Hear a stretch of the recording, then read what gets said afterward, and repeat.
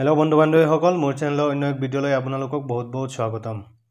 আজি এইটো ভিডিঅ'ৰ জৰিয়তে আপোনালোকক জনাম যে এখন কাৰ্ড বনালে আপোনালোকে প্ৰত্যেক মাহত 3000 ৰ পৰা 5000 টকা আপোনালোকে লাভ কৰিব পাৰিব।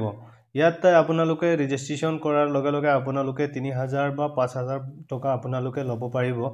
আৰু এইটো কেনেকৈ আপোনালোকে অনলাইন ৰেজিষ্ট্ৰেচন কৰিব মই স্টেপ বাই স্টেপ এই ভিডিঅ'টোৰ মাধ্যমেৰে দেখুৱাই যাম। আপোনালোকে ভিডিঅ'টো প্ৰথমৰ পৰা শেষলৈ চাই থাকিব। আৰু যদি ইউটিউবত চাই থাকে তেনেহ'লে মোৰ চেনেলটো সাবস্ক্ৰাইব কৰি ৰাখিব। অনাগত দিনত এনেকুৱা ধৰণৰ ইনফৰমেটিভ ভিডিঅ'বোৰ পাই থাকিব। আহক আমি বেছি দেৰি নকৰাকৈ ভিডিঅ'টো আৰম্ভ কৰোঁ। এতিয়া আপোনালোকে মোবাইলৰ বা কম্পিউটাৰৰ যিকোনো এটা ব্ৰাউজাৰ খুলি ল'ব। ইয়াত সাৰ্চ বাৰত আপোনালোকে সাৰ্চ কৰিব APY স্কিম SCHEME স্কিম বুলি আপোনালোকে সাৰ্চ কৰি দিব। এইটো সাৰ্চ কৰাৰ লগে লগে আপোনালোকে এনেকুৱা ধৰণৰ এটা ইন্টাৰফেস দেখা পাব। আপোনালোকে অকমান স্ক্ৰল কৰিব। অকমান স্ক্ৰল কৰি আহি আপোনালোকে ইয়াত তলত দেখা পাব অটল পেঞ্চন যোজনা NPS/NSDL.com in।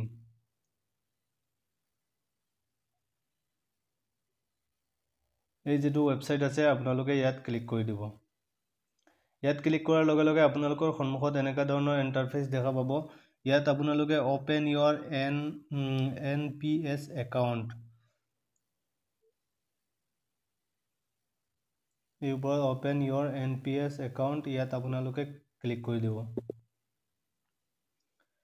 ইয়াত ক্লিক কৰাৰ লগে লগে আপোনালোকৰ সন্মুখত এনেকুৱা ধৰণৰ এটা ইন্টাৰফেস দেখা পাব। ইয়াত আপোনালোকে মই অকমান জুম কৰি দেখাই আছো আপোনালোকক অটল পেঞ্চন যোজনা এই 3 নম্বৰ কলম যেটো আছে এইটোত আপোনালোকে ক্লিক কৰিব। এইটোত ক্লিক কৰাৰ লগে লগে আপোনালোকে ইয়াত দেখা পাব APY ৰেজিষ্ট্ৰেচন ইয়াত আপোনালোকে ক্লিক কৰি দিব। ইয়াত ক্লিক কৰাৰ লগে লগে আপোনালোকৰ সন্মুখত এনেকুৱা ধৰণৰ এটা ইন্টাৰফেস দেখা পাব।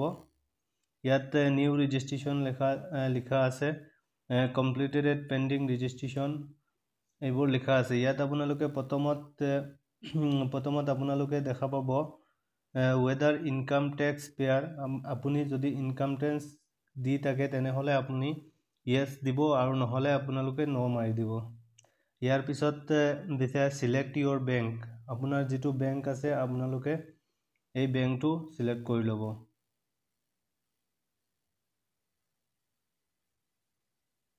সিলেক্ট কৰাৰ লগে লগে ইয়াত তলত দেখা পাব ব্ৰাঞ্চ নেম আপোনালোকে ব্ৰাঞ্চ নেম দিব লাগিব। ইয়াত যাৰ যেটো ব্ৰাঞ্চ আছে ব্ৰাঞ্চ নেমটো দিব।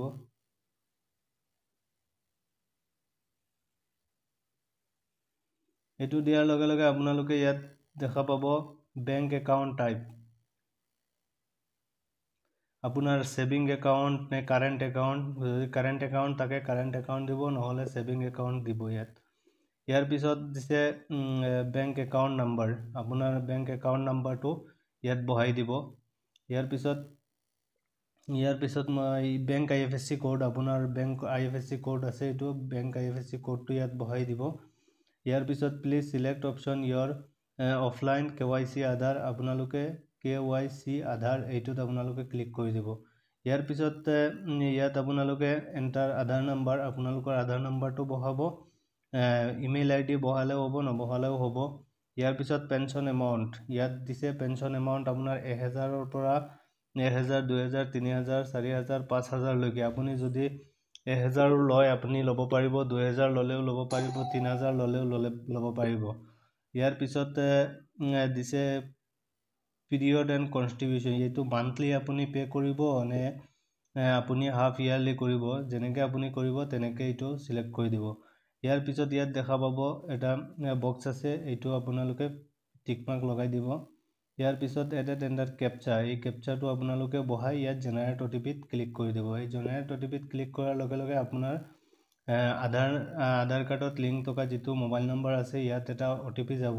এই OTPটো ফিল কৰি আপোনালোকে সাবমিট বাটনত ক্লিক কৰি দিব আপোনাৰ ৰেজিষ্ট্ৰেচনটো হৈ যাব। গতিকে আপোনালোকে এনেদৰে এইটো ৰেজিষ্ট্ৰেচনটো কৰিব পাৰে।